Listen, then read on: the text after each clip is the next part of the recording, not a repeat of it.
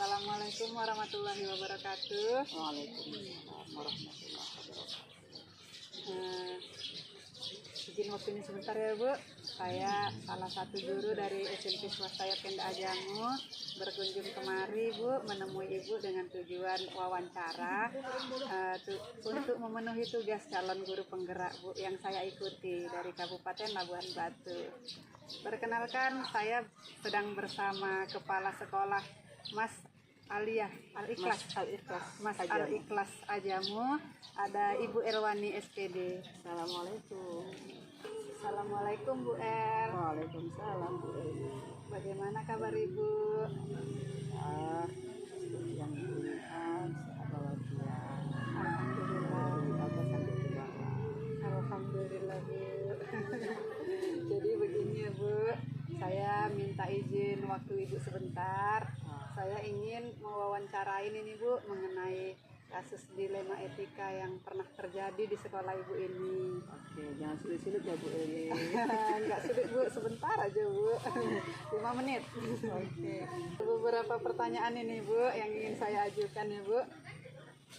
Nah, yang pertama Bu, selama ini bagaimana Ibu dapat mengidentifikasi kasus-kasus yang merupakan dilema etika atau bujukan moral? Dilema etika ini untuk saat ini memang sangat amat merumitkan bagi kita. Contohnya saja mungkin dilemanya di sekolah saya ini banyak anak yang kadang-kadang kita dapati tidur di madrasah.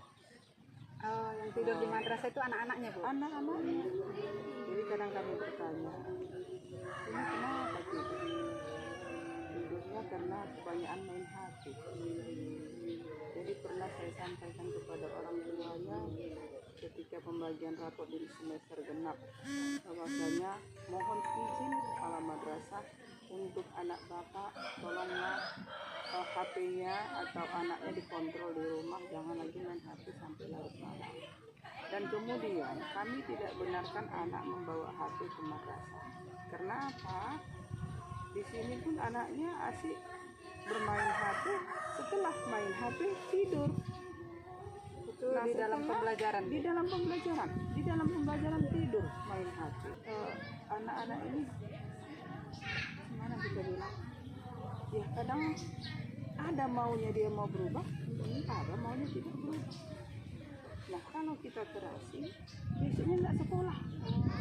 Kalau kita kerasin atau kasih hukuman nggak sekolah Bu? Biasanya nggak sekolah.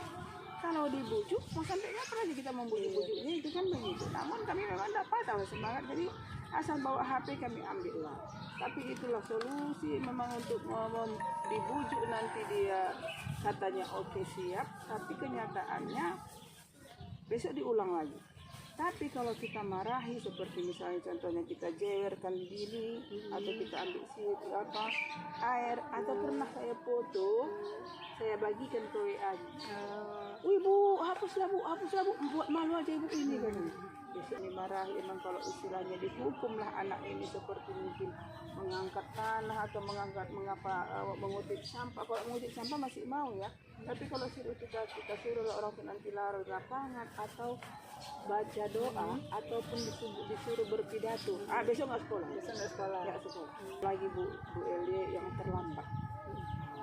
Kalau ini terlambat ini apapun ibu buat hukumannya, mereka tetap terlambat. Apapun hukuman, mau ibu suruh sholat duha ya terlambat besoknya, mau disuruh ngutip sampah ya besoknya terlambat, mau berubah hukuman denda yang seperti tadi kan tetap terlambat. Jadi ada dua masalah di sekolah ini. Iya, Siswa sering tidur sama terlambat. Jadi Ibu, bagaimana selama ini Ibu menjalankan pengambilan keputusan itu tadi yang Ibu bilang dihukum, didenda gitu. Untuk kasus-kasus di mana ada dua kepentingan yang sama-sama benar tadi kan Bu, atau sama-sama mengandung nilai kebajikan. Selama ini bagaimana Ibu menjalankan pengambilan keputusan itu? Pengambilan keputusannya terkadang saya telepon orang tua. Enggak terlambat Ibu. Berarti kerjasama juga sama orang tuanya. Kemudian saya suruh lagi dia terlambat. Besok terlambat lagi ya. Bukan saya suruh besok jangan datang lambat enak. Tetap itu Bu, ini datang lambat. nasihatnya terbalik ya, Bu? Sering seperti itu. Nanti kau tidur lagi ya di sini. Tapi tidak dilakukan ya? Tidak dilakukan, enggak Bu. Enggak. Bu, langkah-langkah atau prosedur seperti apa yang biasa Ibu lakukan selama ini? Kalau langkahnya, aku bilang gitu ya, memang harus memperhatikan anak itu lah. Mengikutinya, gimana kita bilang ya? Memantau anak ini, tetap dipantau.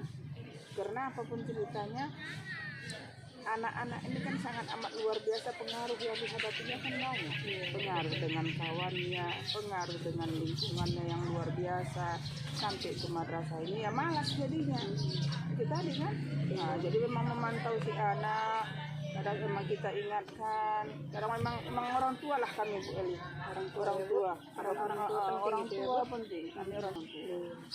Jadi yang Ibu anggap efektif dalam mengambil keputusan selama ini ya memantau anak tersebut dan konsultasi juga sama orang tua, Bu, adalah apa namanya, Bu, kolaborasi orang tua dengan sekolah gitu ya, Bu, ya, dengan guru-guru sama kepala sekolah juga. Jadi Bu, selama ini yang merupakan tantangan Ibu dalam mengambil keputusan pada kasus-kasus dilema etika ini, apa Bu yang menjadi tantangannya? Tantangannya itu tadi lah. Kalau dinasihatkan, gimana kita bilang itu? Lu kalau orang itu dinasihatkan kayaknya sama orang itu ini suatu musibah sama orang itu kalau dinasihatkan ini cocok ini kan nggak cocok. Jadi kami ambil keputusannya kalau dibiarkan anak itu terus menjadi terus mengada-ngada kan begitu. Tetaplah kami mengingat. Hari ini kau katakan kami handal, hari ini kau katakan kami cerewet, hari ini kau katakan kami galak. Terserah sama kau. Namun kalau kau sampai di madrasah ini berarti kau anak.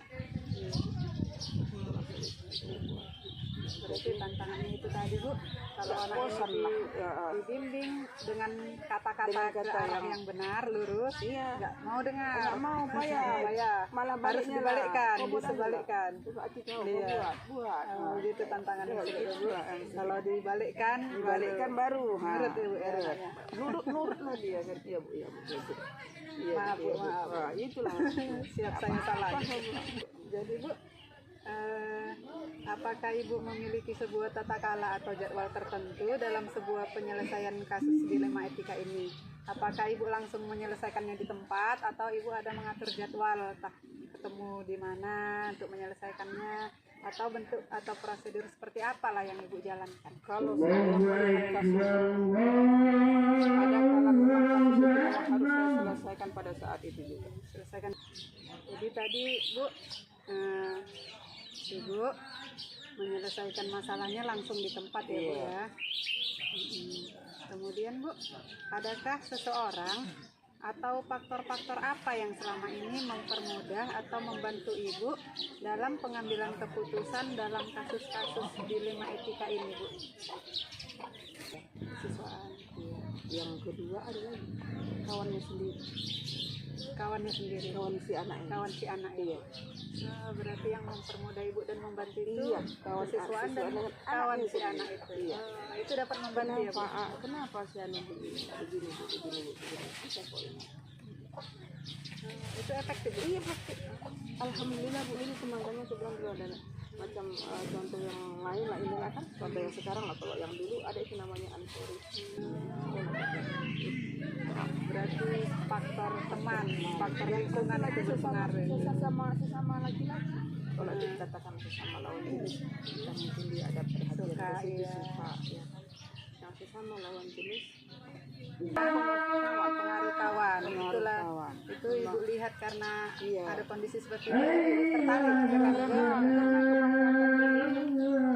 kebanyakan begitulah menurut di aliyah ini, karena aku udah bilang sama kamu, kalau sudah anak sampai aku anggap memang itu anak.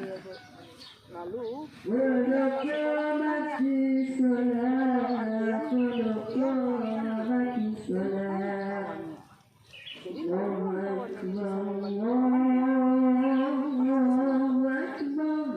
berhasil. Alhamdulillah. Kebanyakan begitulah antar kawan ke kawan aja.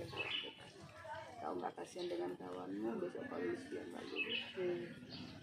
Jadi melihat situasi Jadi, itu, ibu mengambil siswa tersebut lah bu, yang membantu ibu. Membantulah aku bilang, karena anak ini pun cerita saya bilang seperti itulah, karena jangan kau.